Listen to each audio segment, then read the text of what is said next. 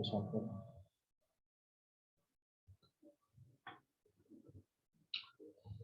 Pembahasan pada malam hari ini tentang kematian Saul.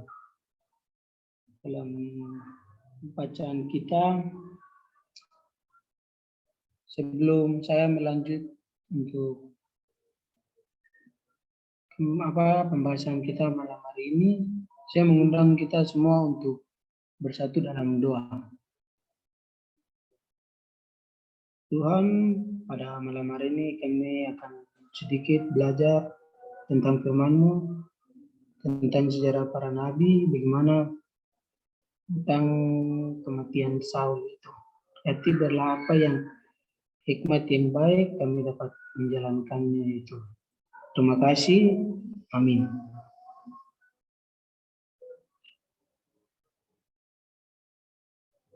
Baik, shalom, selamat malam. Pada malam hari ini, malam yang berbahagia. Saya berterima kasih karena telah memberikan waktu kesempatan kepada saya untuk membawakan renungan tentang bacaan kita. Pada malam hari ini, bacaan kita renungan yang akan saya ambil terdapat dalam buku, dan juga di dalam buku itu pembahasan tentang 1 Samuel 28 ayat 31 tentang Saul, tentang Raja Saul, kematian Raja Saul. Kita sebagai umat Tuhan pasti sudah pernah, atau saudara-saudara sekalian pasti sudah pernah belajar atau sudah membaca, tapi saya cuma mau mengingatkan atau mau menguatkan kembali untuk bacaan kita. Pada saat itu bangsa Filistin atau orang-orang Filistin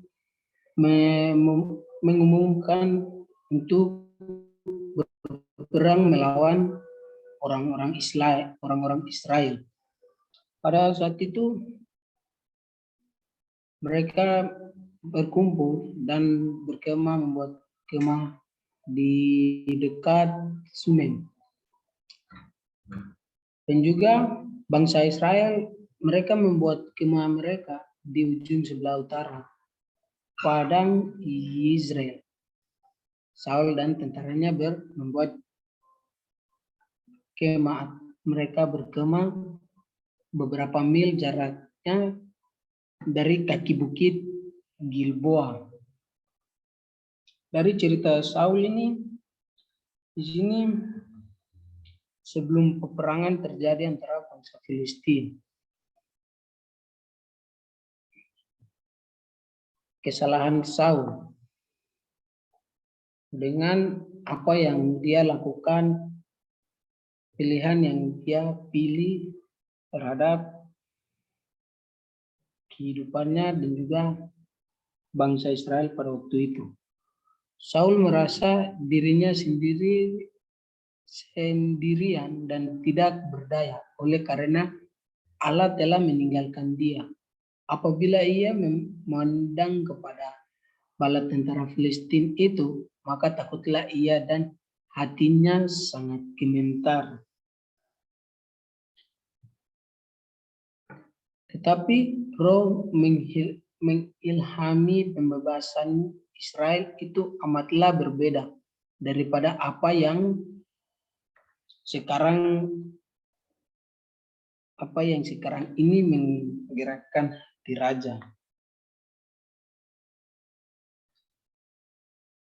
Jadi di sini sebelum Saul mereka menjalankan rencana, si Gideon dia sudah dengan tentaranya 300 tentaranya telah mengusir bala tentara Midian. Di situ Saul juga ingin sekali mengalahkan bangsa Filistin.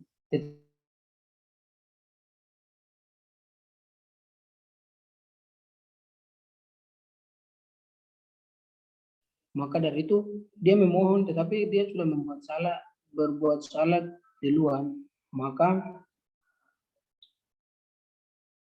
dengan apa yang dia lakukan semua tidak tercapai. Juga raja berada dalam keadaan yang tertekan sekali. Adalah nafsu yang tidak beralasan itu yang mendorong dia untuk membunuh orang yang sudah dia pilih. Sebelum itu dia menuju dalam medan peperangan itu dia meminta bantuan kepada Tuhan, meminta permohonan kepada Tuhan, tapi tidak dijawab oleh Tuhan. Maka dia sangat ragu pada saat itu dia sangat ragu untuk berperang dengan bangsa Filistin. Dan juga di situ dia membuat rencana supaya untuk membunuh raja, untuk membunuh. Jadi dari rencananya juga dia ingin untuk membunuh Daud. Maka di sini dibilang raja berada dalam keadaan yang tertekan sekali. Tapi dia mempunyai nafsunya yang tidak beralasan itu yang mendorong dia untuk membunuh orang yang sudah dipilih Allah, yaitu Daud.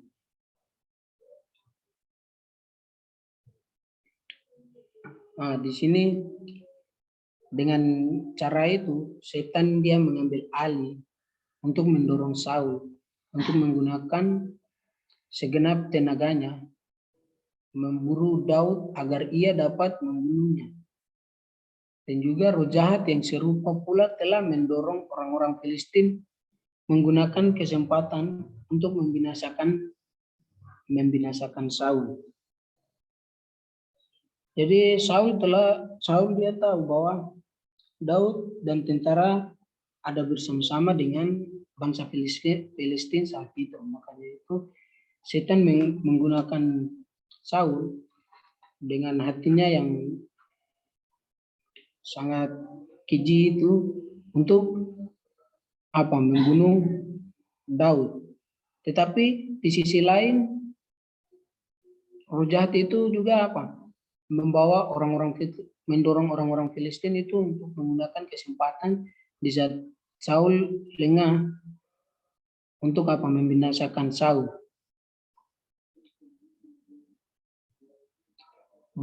Bayangan gelap dari kehancuran yang akan terjadi dengan segera itu menyelimuti dirinya. Ia merindukan pertolongan dan bimbingan, akan tetapi sia-sialah usahanya untuk mencari nasihat dari Allah.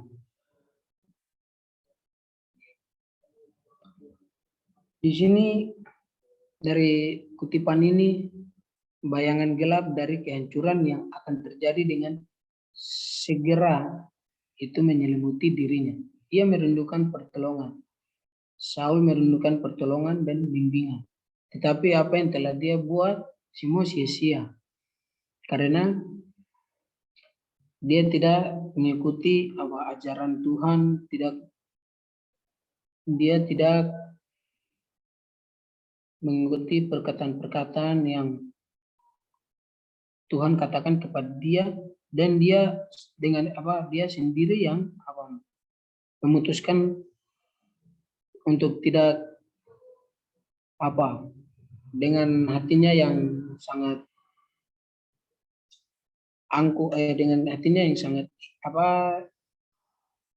kurang untuk percaya, atau mungkin dikatakan dia lebih ingin menjadi pemimpin. Maka dari itu dia berusaha untuk membunuh Daud.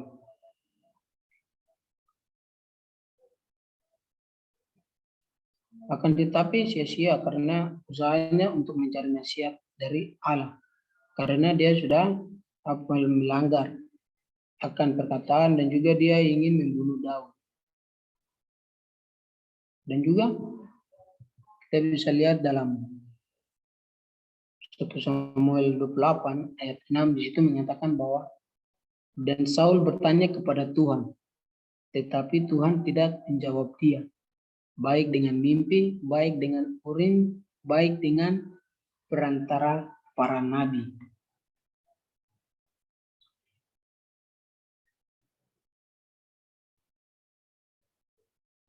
Jadi di sini kesalahan dari Saul membuat dia menanggung akibatnya sendiri. Kita bisa lihat bahwa dia sendiri yang ingin membunuh Daud, tetapi padahal Daud sudah adalah utusan Allah. Sebab dari itu dia meminta bantuan kepada Tuhan untuk melawan bangsa Filistin pada saat itu, karena dia lengah. Bangsa Filistin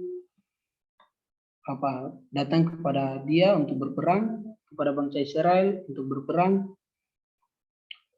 Pada saat itu juga dia meminta bantuan kepada Tuhan, minta pertolongan untuk dapat membuka jalan bagi dia, tapi Tuhan tidak memberikan, Tuhan tidak menjawab doa dari Saul.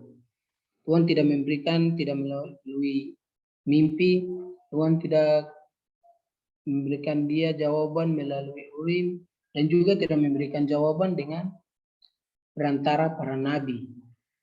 Di sini di ayat ini sangat jelas bahwa Tuhan tidak menjawab apa yang Saul minta kepada Tuhan. Juga raja dengan tindakannya sendiri telah meniadakan kesempatan oleh segala cara untuk bertanya kepada Allah. Ia telah menolak nasihat Nabi Samuel, ia telah membuang Daud, orang yang sudah dipilih Allah itu, ia telah membantai imam-imam Tuhan. Jadi ini adalah kesalahannya yang dia lakukan. Dia telah meniadakan kesempatan oleh segala cara untuk bertanya kepada Tuhan. Dia telah meniadakannya.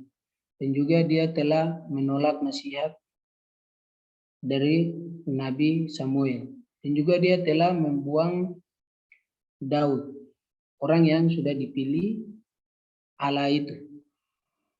Dan juga ia telah membantai imam-imam Tuhan. Dengan keserakahannya dia melakukan ini untuk selalu menjadi pemimpin bangsa Israel.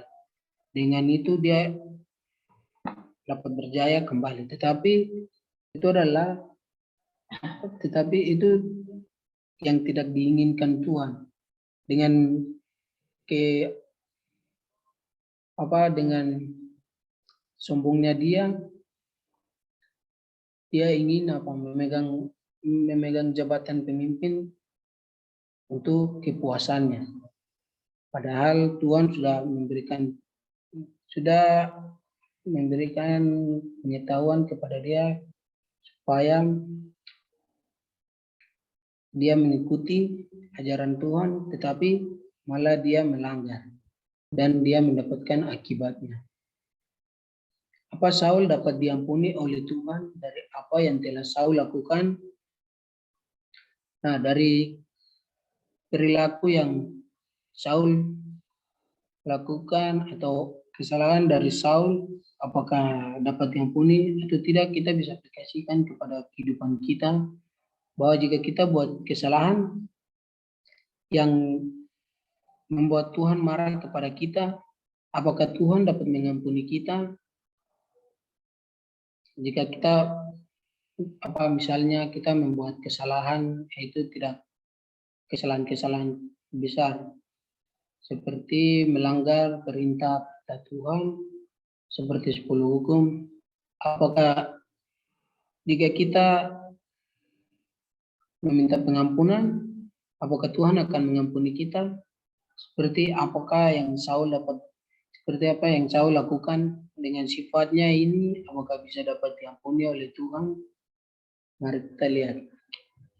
Di sini Tuhan sudah memberikan dia pengampunan. Saul tidak berpaling, tetapi Saul sendiri yang tidak berpaling kepada Tuhan dengan rendah hati dan pertobatan. Oleh kekerasan hati dan pemberontakannya, ia telah memutuskan dirinya dengan Allah. Jadi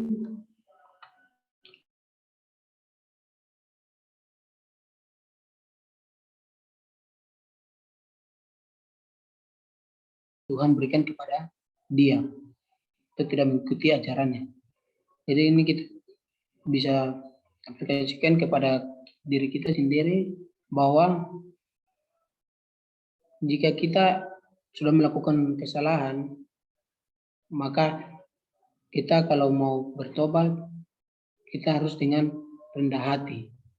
Dan juga Tuhan masih mau bantu kita untuk berpaling kepada Dia, untuk mengikuti Dia, untuk mengampuni kesalahan kita. Tuhan akan terima.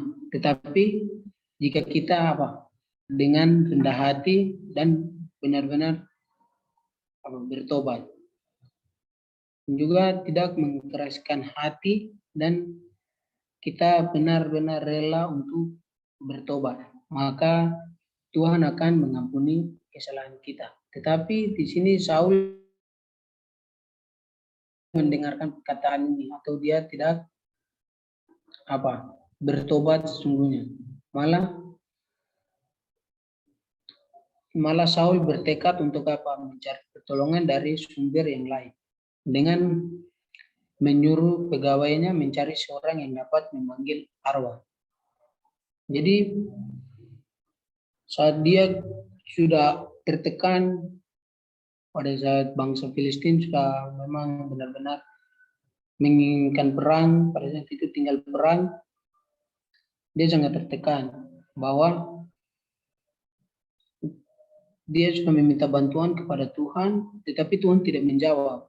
Makanya itu dia stres dan dia tidak tahu lagi bagaimana cara untuk mendapatkan jalan keluar yang terbaik untuk bisa dapat melawan bangsa Filistin.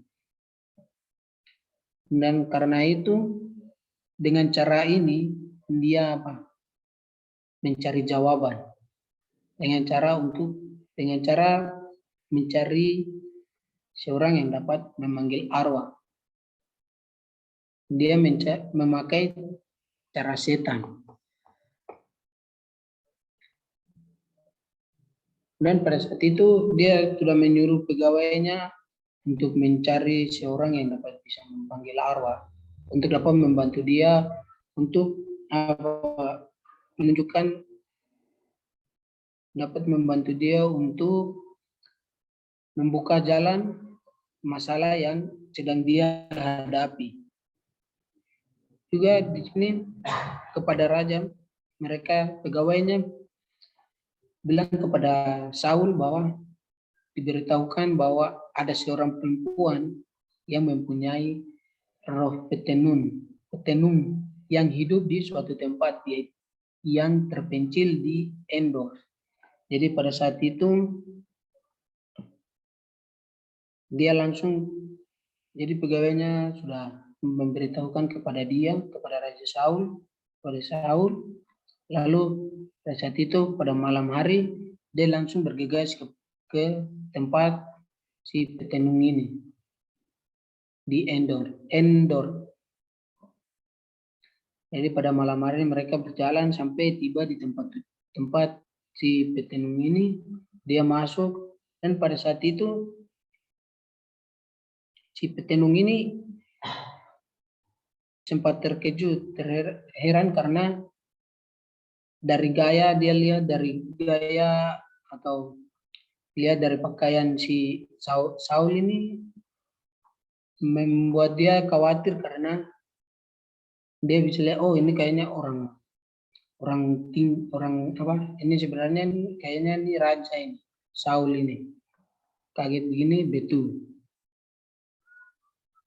bahwa dia adalah Saul. Dan di situ dia bilang, kau ingin menjebakku kah? Padahal kau sudah mengusir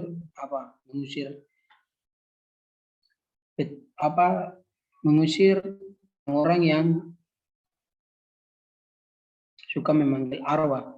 Daripada pada zaman Samuel, kau sendiri yang mengusir orang-orang yang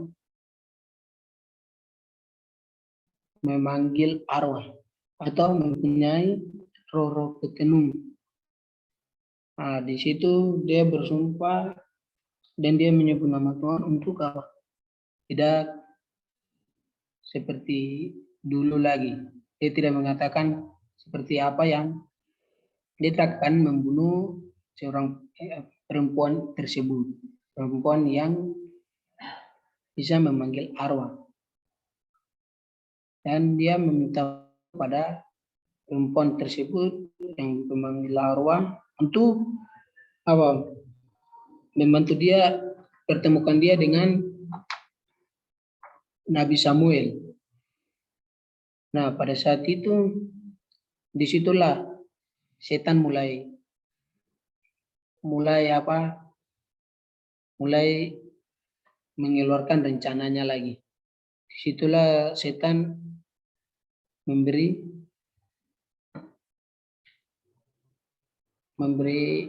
kuasa kepada perempuan itu untuk menguji Saul. Dan apa yang setan lakukan kepada Saul, di situ dia apa? Dia membuat seperti dirinya seperti Samuel. Padahal Samuel tidak hadir di tempat roh-roh jahat itu. Penampilan yang gaib itu telah dihasilkan hanya oleh kuasa setan. Jadi pada saat itu Samuel minta untuk seorang petenung ini buat supaya dia bisa berbicara kepada Samuel, tetapi pada saat itu dia bukan ketemu dengan Samuel yang asli, padahal itu adalah gaib setan yang menipu Saul dengan roh jahat itu. Dengan mudahnya ia dapat menyaru dalam bentuk Samuel. Jadi setan dia ini pintar sekali. Dia berubah seperti Samuel, dia berubah bentuk seperti Samuel, dan juga seperti pada saat kita dengar tentang pencobaan Yesus di padang gurun, setan dia seperti begitu. Dia menguji Samuel, dia berubah atau menyerupai Samuel untuk menipu Saul. Pada waktu Samuel masih hidup, di sini pada waktu Samuel masih hidup, Saul telah menolak nasihatnya dan ia telah marah pada waktu Samuel tegur si Saul. Jadi setan mengambil kesempatan untuk menipu dia dengan cara menyerupai Samuel, dan di situ percakapan mulai terjadi, dan di situ Saul curhat kepada Samuel bahwa Tuhan sudah tidak mendengar Tuhan sudah tidak mendengar doanya lagi dan tidak menjawab dia, tidak memberikan jalan keluar kepada dia pada saat dia sedang terdesak atau mendapat kesusahan. Nah, di sini dikatakan pada waktu itu Samuel masih hidup, Saul telah menolak nasihatnya dan ia telah marah pada waktu ditegur. Padahal dia sendiri yang tidak mau mendengar akan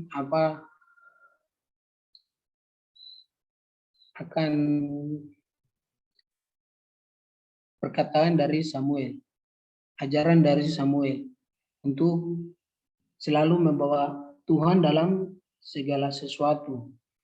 Jadi pada akhirnya pada saat kesusahan malapetaka menimpa Saul dan mengancamnya, barulah ia merasa bahwa petunjuk dari Nabi adalah satu-satunya pengharapannya. Jadi dari dia mendapatkan kesusahan yang sangat luar biasa, dan juga dia dikekang atau mengancam. Dia mengancamnya, dia dapat kesusahan itu baru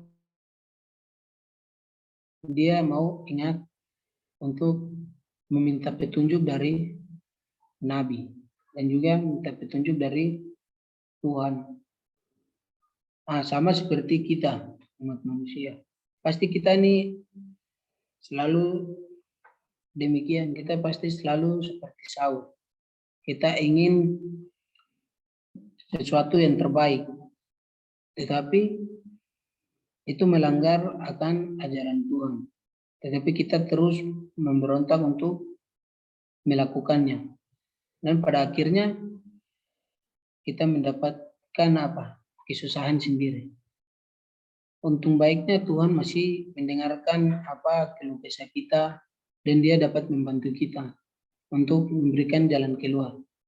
Tetapi masalah yang dialami Saul ini sangatlah luar biasa. Maka dari itu jangan kita mengikuti hanya Saul.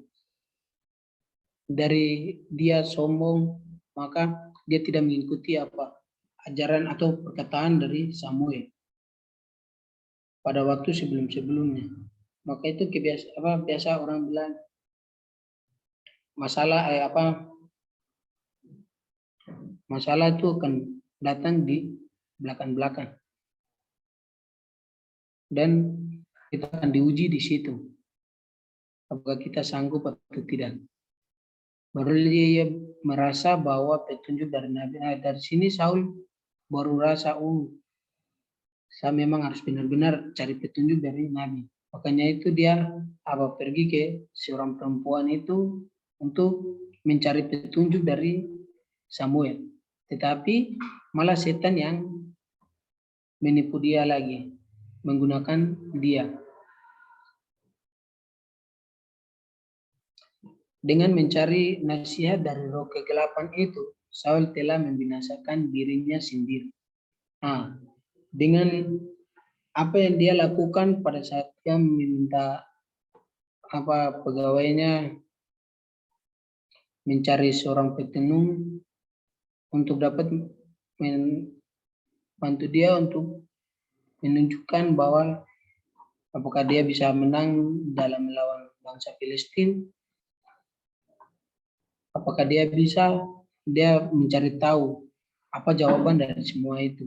Tetapi dia merujuk pada kegelapan, kepada setan. Malah dia mencari nasihat dari roh kegelapan. Padahal Tuhan masih bisa mengampuni dia, tetapi dia sendiri yang tidak bertobat kepada Tuhan.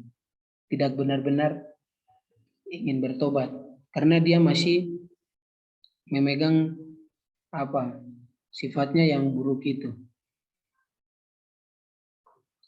dan tertekan oleh kegentaran dan kekecewaan. Mustahil baginya membakar semangat tentara-tentaranya, terpisah dari sumber kekuatan. Makanya pada saat dia meminta jawaban dari Samuel, tapi pada saat itu setan menggoda dia lagi, membuat dia lebih terpuruk.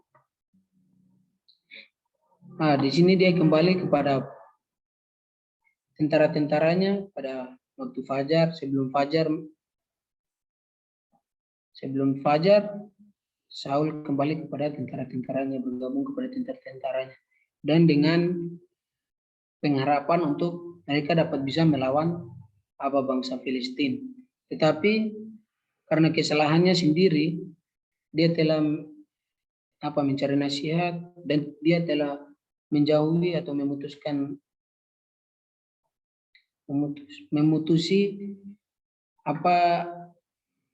memutusi dia dengan Tuhan dan juga tidak mendengar nasihat dari Samuel.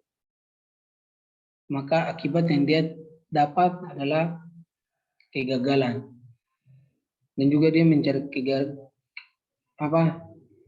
dan karena itu setan membuat dia untuk datang kepada setan. Karena itu dia sendiri membinasakan dirinya sendiri. Karena itu dia merasa tertekan, kegentaran dan kekecewaan mustahil. untuk membakar semangat tentara-tentaranya untuk berperang pada saat itu. Karena dia sudah tidak mendapat jawaban dari Nabi Samuel dan Tuhan. Sudah tidak menjawab Saul, maka dari itu dia kecewa. Dia kecewa untuk mereka tidak akan menang pada saat melawan bangsa Filistin. Dengan demikian binasalah Raja Israel. Yang pertama itu dengan dosa membunuh dirinya sendiri, tergantung atas jiwanya, hidupnya merupakan suatu kegagalan dan ia telah pergi dalam keadaan yang hina dan kecewa oleh sebab ia telah memaksakan kehendaknya yang sudah rusak itu melawan kehendak Allah. Jadi di sini akhir cerita dari Saul bahwa egoisannya membuat dia membuat dia lebih jauh daripada Tuhan dan membuat dia menginginkan tidak mendengar akan ajaran dari Tuhan dan dari Samuel, dan membuat dia terbunuh atau membuat dia membunuh dirinya sendiri. Maka dia mendapatkan dosa sendiri. Terus dia menanggung atas jiwanya sendiri. Hidupnya merupakan suatu kegagalan. Dan juga dia pergi dalam keadaan yang hina. Karena membunuh diri. Biasanya dalam peperangan, jika tidak membunuh orang, atau kita bunuh diri sendiri, maka ini yang akan terjadi. Mati dalam penghinaan karena bunuh diri sendiri. Itu yang terjadi pada zaman itu. Dan kekecewaan oleh sebab itu ia telah memaksakan kehendaknya yang sudah rusak itu melawan kehendak Allah. Karena dia memaksa bahwa dia bisa dengan caranya sendiri, dia bisa mengalahkan bangsa Filistin. Dengan kekuatannya pasti dia bisa mengalahkan bangsa Filistin. Tidak perlu bantuan tangan dari Tuhan, dari Samuel, dia pasti bisa kalahkan Filistin. Nah, ini juga seperti kita bisa ambil poinnya bahwa kita manusia ini, kita jangan seperti Saul. Kita sekarang ini jangan seperti Saul. Karena keinginan nafsu duniawi kita, maka kita tidak mendahulukan Tuhan dalam setiap hal.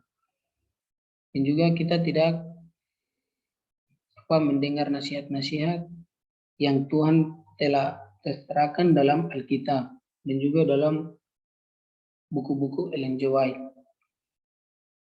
Maka dapat membuat kita jatuh dalam dosa dan dapat membuat setan memperalat kita. Setan itu sangat cerdik, dia dapat membuat apa saja, membuat kita bisa percaya kepada dia. Maka dari itu kita harus selalu dekat, selalu minta permohonan kepada Tuhan supaya jangan seperti Saul. Karena hal duniawi dia meninggalkan Tuhan, dia memutuskan hubungan dengan Tuhan dan dia tidak mendengar perkataan dari Samuel. Maka akhirnya dia mendapatkan kekecewaan dan dia tidak mendapat jawaban dari Tuhan. Tuhan tidak menerima jawabannya, Tuhan tidak memberi jawaban kepada dia pada saat dia melawan bangsa Filistin. Ini sama seperti kita harus selalu mendahulukan Tuhan supaya di mana saat kita mendapatkan kesusahan, Tuhan bisa membantu kita. Dengan cara kita berdoa, maka Tuhan akan memberikan petunjuk kepada kita jalan keluar dari setiap masalah yang akan kita hadapi. Kesimpulan dari renungan. Marilah kita berserah selalu kepada Tuhan yang Maha Kuasa, meskipun dalam keadaan apapun itu, Dia pasti akan memberikan jalan keluar yang terbaik. Jika kita selalu menjalankan perintahnya, kita selalu tekun terhadap ajaran-ajarannya, maka masalah yang akan kita hadapi dapat kita selesaikan dengan baik, dan juga kita dapat jalan keluar. Tuhan memberikan jalan keluar yang terbaik kepada kita. Kiranya Tuhan Yesus memberkati kita semua, sebab dalam nama Tuhan Yesus, amin.